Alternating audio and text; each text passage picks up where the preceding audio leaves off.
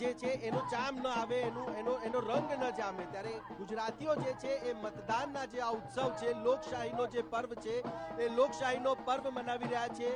અહીંયા જે આપ જોશો તો સિનિયર સિટીઝન્સ થી માંડીને ફર્સ્ટ ટાઈમ વોટર્સ છે બધા જ અત્યારે મતદાન કરે છે। અને આ જે મતદાન છે, મતદાનમાં આપ જુઓ તો જે ફર્સ્ટ ટાઈમ વોટર્સ છે એમની સાથે પણ વાત કરીશું। શું નામ છે તમારું અને ફર્સ્ટ ટાઈમ वोट करशो તમે?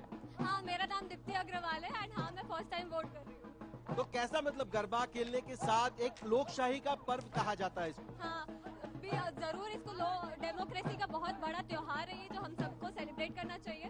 मैं बहुत ज्यादा एक्साइटेड हूँ वोट करने के लिए एंड हमारी सोसाइटी ने भी बहुत अच्छा अरेंजमेंट किया है। तो आप जो चित्रा के जे वोटिंग करना માટે જે લોકો જઈ રહ્યા છે એમની ખાસ કરીને વાત કરવામાં આવે તો જે કાકા તમે કેટલા વર્ષથી વોટ કરો છો અને ગરબા ગાઈને વોટ કરવાની આજે પ્રક્રિયા છે, પ્રક્રિયા તમને કેવું લાગી રહ્યું છે આજે?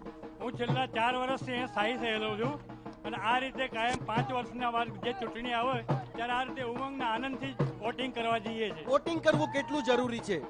બહુ અગત્યનું જરૂરી છે અને આપણા જે પ્રશ્નો બાકી છે બધા પૂર્ણ કરે એવા શ્રી નરેન્દ્ર મોદી સાહેબ જ છે। બાકી તો બધા તો અહીંયા આપ જોશો કે જે વોટિંગ કરવા માટે જે લોકો છે, લોકો જ્યારે મતદાન કરવા માટે જઈ રહ્યા હોય, તમે કહો કે મતદાન करवानी साथे गरबानी साथे साथे मतदान कितलू जरूर चाहिए रहने। हमारा ऐसा लग रहा है कि हम एक शादी का एंजॉयमेंट कर रहे हैं, गरबे का एंजॉयमेंट आ रहा है। हमको बहुत खुशी है और मेरे हस्बैंड खास वोट देने के लिए कलकत्ता से यहाँ पे वोट देने के लिए आए। तो आप जुओ कि क्या क्या थी मतदान करवा चित्रा लोको अहींया आव्या छे અને બધા જ જે છે આ એક ગરબાના તાલે ઝૂમતા ઝૂમતા જે મતદાન છે, મતદાન કરવા માટે મતદાન મથક સુધી જવાના છે।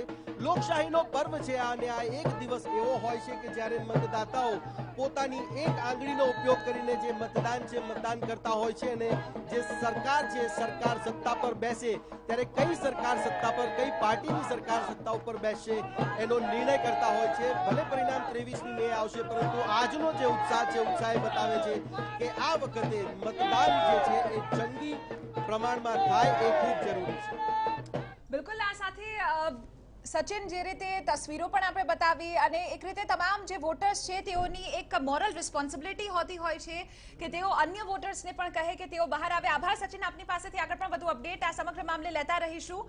પરંતુ જે તસવીર આપ જોઈ શકો છો કે ગુજરાતીઓ ગમે તહેવાર હોય, ગમે પ્રસંગ હોય ત્યારે ગરબા તો ચોક્કસથી થવા જ જોઈએ અને આજે તો લોકશાહીનો દેશનો તહેવાર છે અને દેશના તહેવારમાં ગરબા રમવાનું શા માટે ચૂકાયા? તસવીર આપ જોઈ શકો છો કે એક રીતે તમામ મતદાતાઓમાં પણ એટલો જ ઉત્સાહ છે અને એ ઉત્સાહ લોકો કે જેઓ હજુ સુધી વોટ આપવા નથી ગયા, અમે પણ અપીલ કરીએ છીએ કે તેઓ પહોંચે તેમના પોલિંગ બૂથ સુધી અને તેઓ વોટ આપે।